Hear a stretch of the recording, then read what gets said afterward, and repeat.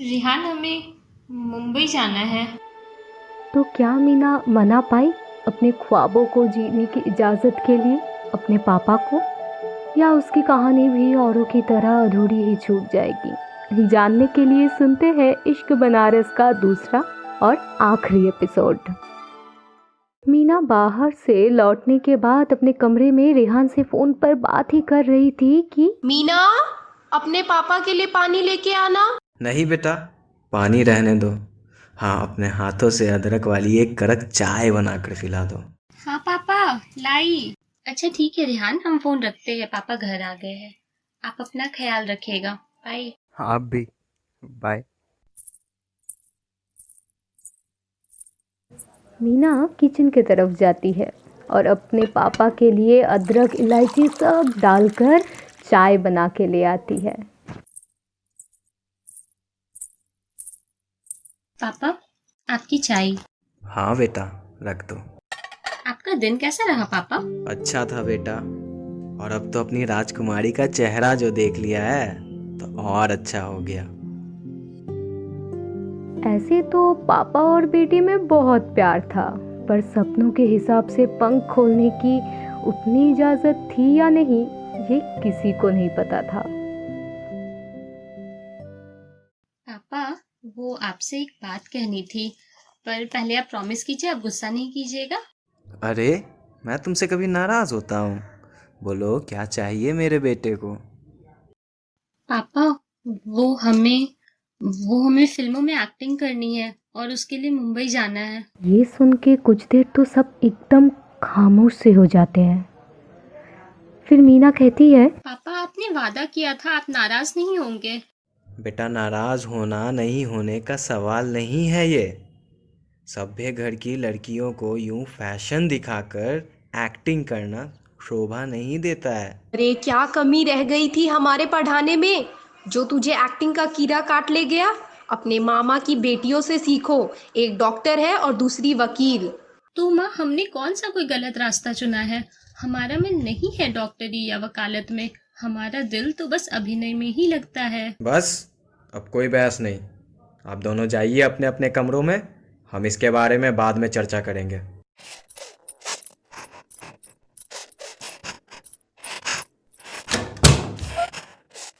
मीना रोते हुए अपने कमरे में चली जाती है और रेहान को फ़ोन लगा लेती है।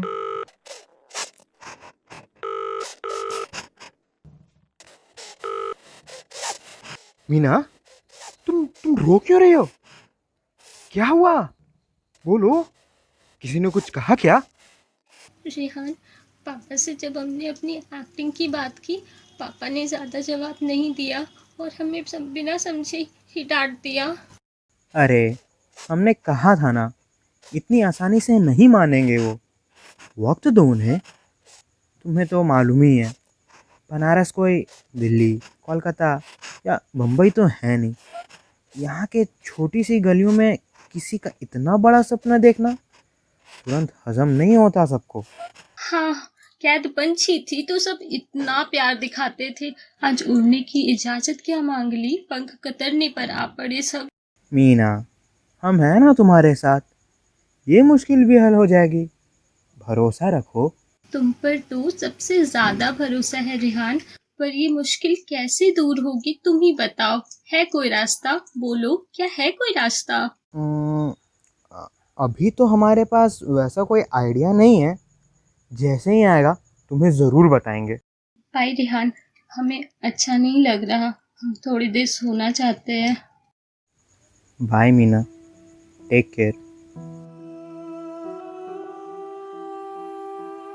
मीना सोने की बात बोलकर कॉल तो कट कर देती है, पर उसकी आंखों से तो नींद उड़ सी चुकी थी।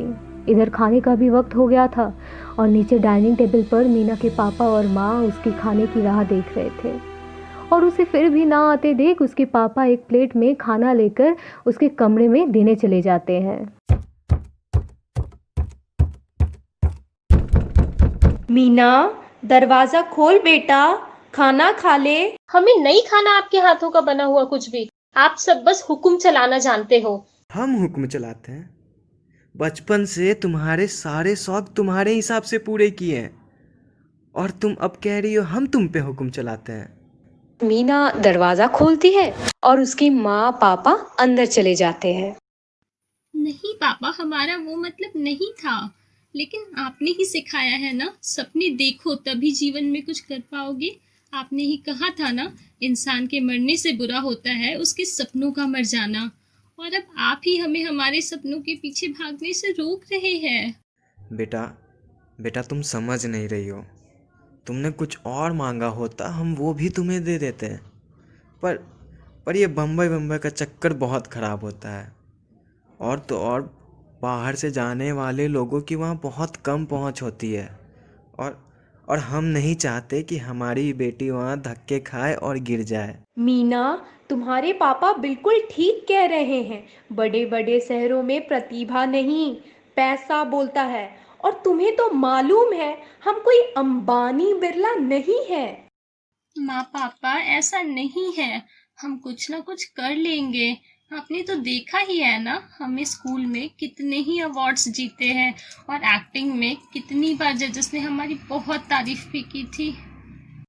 खैर, अब जब तुमने अपना मन बना ही लिया है तो कहाँ सुनने वाली हमारी। जाओ बांध लो अपना सामान, चली जाना मुंबई और बन जाना नायिका। पापा, हम आपको यकीन दिलाते हैं, हम अपनी पूरी कोशिश लगा देंगे और सफलता जरूर हासिल करेंगे। अब खाना तो खा लो दोनों बाप बेटी, या इसे ठंडाई कर देने का इरादा है? हाँ हाँ ज़रूर, आज हमारी बेटी हमारे हाथों से खाएगी। खाना खाने के बाद जब मीना अपने कमरे में आती है, बड़ी ही उत्सुकता से वो रेहान को कॉल करती है, मगर 8-10 घंटियों के बाद भी वो कॉल नहीं उठाता है। मीना को थोड़ी घबराहट सी होती है, पर शायद रेहान सो गया होगा, ये सोच के वो भी सोने चली जाती है। सोने से पहले वो रेहान को मैसेज कर बता देती है कि कल शाम उसकी मुंबई की ट्रेन है, वो ठीक 5 बजे स्टेशन पर उसका इंतज़ार करे। जाने से पहले वो अपने गुड लक को देख के जाना चाहती थी। रेहान सोया नहीं रहता है, वो मीना के सारे मैसेजेस पढ़ता है। वो जानता है अगर वो अब उससे मिलने गया तो शायद रोक नहीं पाएगा खुद को मीना को रुकने से।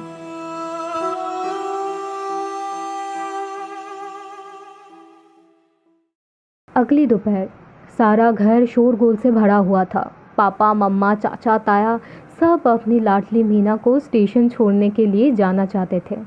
पहली बार घर की कोई लड़की इतनी कम उम्र में अकेले कहीं जा रही थी, वो भी मुंबई जैसे बड़े शहर में। घड़ी की सुई जैसे ही 4 पर जाके रुकी, पापा कह पड़ते हैं, मीना जल्दी करो बेटा, 4 बज गए हैं, ट्रेन छूट जाएगी। हाँ पापा, आई। मीना सबके साथ स्टेशन के लिए निकल पड़ती है। प्लेटफॉर्म संख्या 4 पर खड़ी मुंबई वाराणसी मेल। कहने के लिए ये तो मुंबई की ट्रेन थी, पर मीना के लिए ये सपनों की ट्रेन से कम नहीं थी। ट्रेन पर चढ़ते ही मानो उसने अपने सफ़र कुछ हिस्सा अभी ही पूरा कर लिया हो, उसे ऐसा लगने लगा।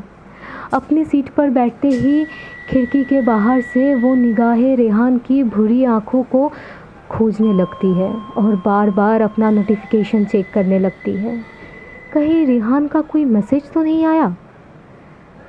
ट्रेन बस खुलने ही वाली होती है। रेहान स्टेशन पर पहुंच तो जाता है, पर मीना के सामने नहीं जाता है। उसकी नज़रें मीना की निगाहों को ही देखती रहती है, पर उसके सामने जाने की उसकी हिम्मत नहीं होती है, क्योंकि उसे ये बात अच्छे से पता है कि आज के बाद शायद ही रेहान को राधा और मीना को मोहन बनना पड़े। शायद ही उनके दिल के तार जुड़े रह सके। शायद ही मुंबई से लौटने के बाद मीना को रेहान का नाम याद भी रहे। उफ, ये रेहान कहाँ रह गया? उसे तो अब तक आ जाना चाहिए था ना। अच्छे से अपना ध्यान रखना बेटा, और रास्ते में हमें बीच बीच में कॉल करते रहना। बेटा कोई परेशानी हो तो तुरंत बताना और अपना ख्याल रखना।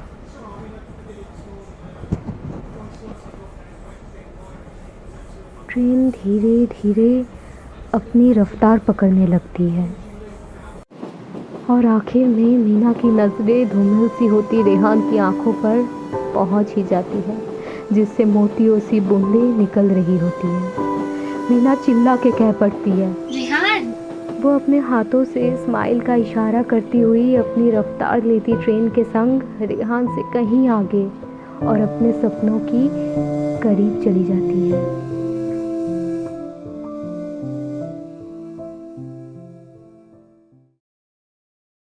तो ये थी हमारी बनारसिया इश्क की कहानी, जिसने लिखा था रोशन कुमार लोहानी ने और उसे आवाज़ दी थी देवोष्मिता बर्मन ने। और रेहान के किरदार में वैभव राज, मीना के किरदार में पूजा लोहानी, पापा के किरदार में सौरभ मेहता, माँ के किरदार में वर्षा कौशल, एडिटिंग एंड स्पेशल इफेक्ट्स में शांतन माझी। और अगर आप लोगों को और भी जानना है कि इसके बाद मीना के साथ क्या हुआ तो प्लीज़ कमेंट करके हम लोगों को बताइए। और हाँ, स्टोरी कैसा लगा ये भी बताइए।